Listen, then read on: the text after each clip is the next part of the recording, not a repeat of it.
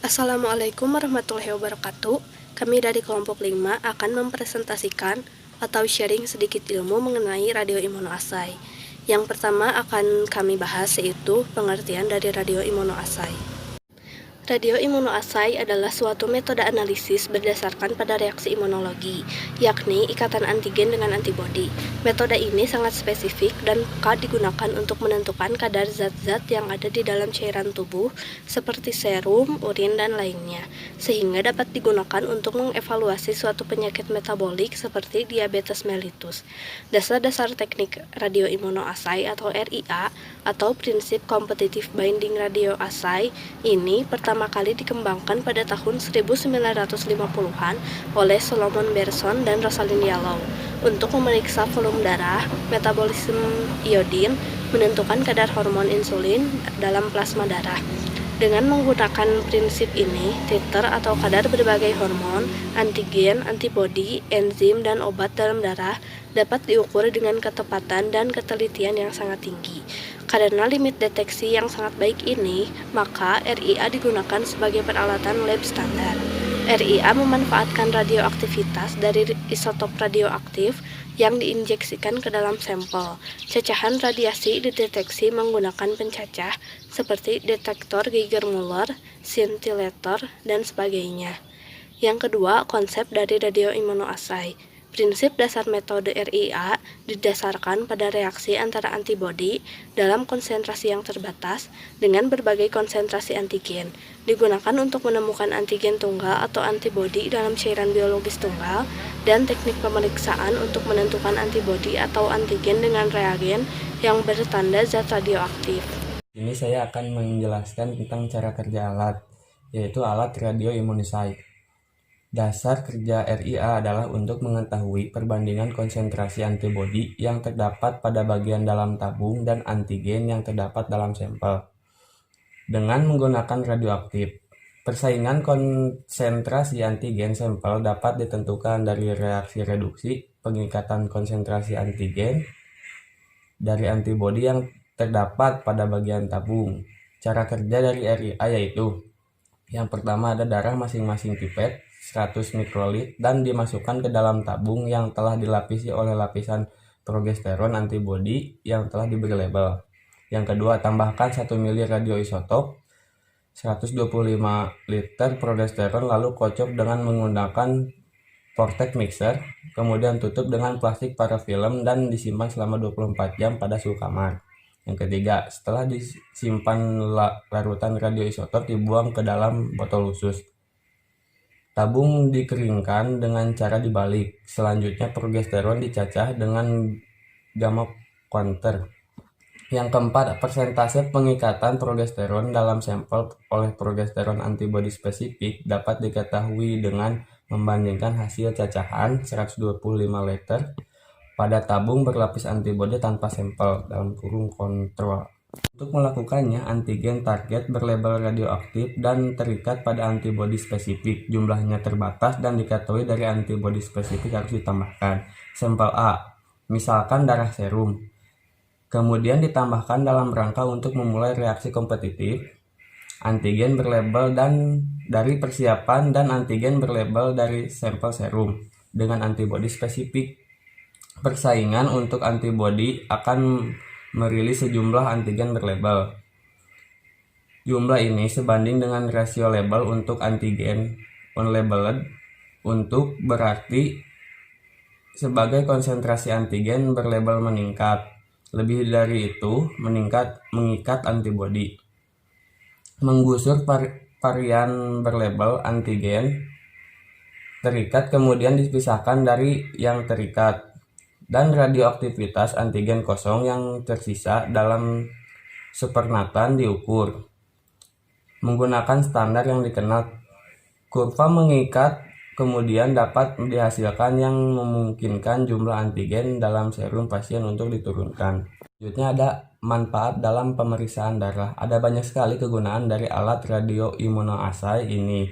Di antaranya yang pertama dengan menggunakan screening darah bisa digunakan untuk pemeriksaan hepatitis, deteksi anti narkoba, pelacakan virus, deteksi dini leukemia dan kanker lainnya.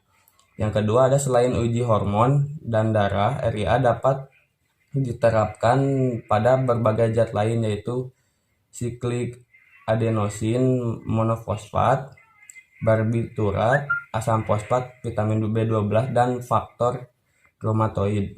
Yang ketiga, mendeteksi metabolisme yang aktif dengan melakukan tes darah umum fungsi tiroid. Yang keempat ada radioimmunoassay dapat mendiagnosa beberapa penyebab hipertensi dengan alat tes kadar hormon darah. Pengujian ini saat ini dapat ditawarkan secara klinis untuk jumlah besar pasien hipertensi.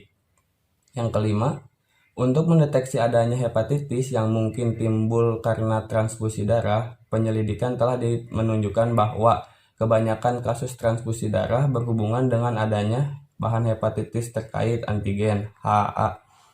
Dalam donor darah, zat ini dapat dideteksi oleh RIA. Yang keenam, antigen karkinoembrio CA ini merupakan zat diuraikan oleh tubuh dalam jumlah menit karena kanker untuk berkembang. Sensitivitas dari RIA memungkinkan deteksi CA sebelum keganasan dapat dikonfirmasi oleh teknik lain. Yang terakhir, untuk mengukur kadar HAPTEN yaitu bahan yang tidak bersifat imunogenik tetap mempunyai struktur yang khas sehingga mampu berkaitan dengan antibodi spesifik. Hal ini membawa kemungkinan baru ke arah pengimunan hormon-hormon steroid dan peptida. Contoh, Badan Tenaga Nuklir Nasional atau BATN sejak 2004 mengembangkan teknologi pencacah radioimmunoassay atau RIA yang bisa digunakan sebagai alat pendeteksi dini kanker. Melalui sampel darah atau urin, pencacah RIA juga dapat mendeteksi secara dini jenis penyakit lain seperti hepatitis, ginjal, dan diabetes mellitus. Untuk mendeteksi penyakit ini dibutuhkan kit RIA. Alat ini sudah direkayasa oleh Rizwan Nafis Siregar dari Pusat Rekayasa Perangkat Nuklir BATN. Kit RIA itu semacam data acuan jenis penyakit yang ingin dideteksi secara dini oleh alat pencacah RIA. Pusat Radioisotop dan Radiofarmaka atau PR BATN saat ini berhasil mengembangkan kit RIA penyakit kanker dan hepatitis, dua kategori jenis penyakit paling berbahaya dengan satu sampel berupa urin atau darah dalam waktu hanya 1 menit sudah dapat dicacah dengan pencacah RIA. Kemudian hasilnya berupa kurva yang masuk menjadi data komputer dan dapat segera dianalisis dengan acuan kit RIA. Produksi alat pencacah RIA cukup murah, hanya sekitar 60 juta rupiah. Di berbagai rumah sakit ternama, alat semacam ini sudah dimiliki dengan harga cukup mahal yang diimpor dengan harga sampai 300 juta rupiah. Selain harga alatnya mahal, biaya operasionalnya juga mahal sehingga pasien enggan untuk mendeteksi secara dini kemungkinan penyakit kanker. Itulah sebabnya banyak pengidap kanker yang mengetahui dirinya berpenyakit dan berobat setelah mencapai stadium 3 atau 4 sehingga sulit disembuhkan. Biaya pemeriksaan dini dengan alat yang diciptakan oleh BATN ini cukup murah, yaitu berkisar antara 100.000 sampai 300.000 rupiah. Sebuah perusahaan badan usaha milik negara atau BUMN saat ini telah menjajaki kerjasama produksi massal teknologi pencacah RIA BATN ini. Dan kesimpulannya, radioimmunoassay merupakan metode laboratorium untuk mengukur dengan tepat jumlah relatif zat ada pada tubuh pasien dengan isotop radioaktif yang bercampur dengan antibodi yang disisipkan ke dalam sampel. Prinsip dasar metode radioimmunoassay atau RIA didasarkan pada reaksi antara antibodi atau dalam konsentrasi terbatas dengan berbagai konsentrasi antigen digunakan untuk menemukan antigen tunggal atau antibodi dalam cairan biologis tunggal dan teknik pemeriksaan untuk menentukan antibodi atau antigen dengan reagen yang bertanda zat radioaktif. Dasar kerja RIA adalah untuk mengetahui perbandingan konsentrasi antibodi yang terdapat pada bagian dalam tabung dan antigen yang terdapat di dalam sampel dengan menggunakan radioaktif. Ada banyak sekali kegunaan dari alat radioimmunoassay ini. Contohnya untuk pemeriksaan hepatitis, deteksi anti narkoba, pelacakan virus, deteksi dini leukemia, dan kanker lainnya. juga berbagai jenis tukak seperti tukak lambung. Contoh alat RIA yaitu kit RIA yang telah dikembangkan oleh Badan Tenaga Nuklir Nasional atau BATN sejak tahun 2004. Meskipun RIA masih merupakan teknik yang layak, namun sebagian besar telah digantikan oleh CL dan EIA di sebagian besar laboratorium klinis. Berbagai radioisotop dimanfaatkan dalam pemeriksaan RIA.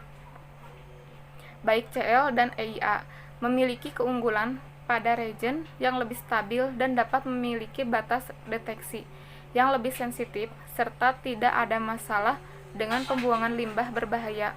Untuk alasan ini, RIA telah digantikan dalam praktek laboratorium klinis rutin dengan immunoassay enzim. Meskipun radioimmunoassay adalah teknik lama, tetapi RIA juga masih banyak digunakan dan terus menawarkan keuntungan yang berbeda dalam hal kesederhanaan dan terutama sensitivitas.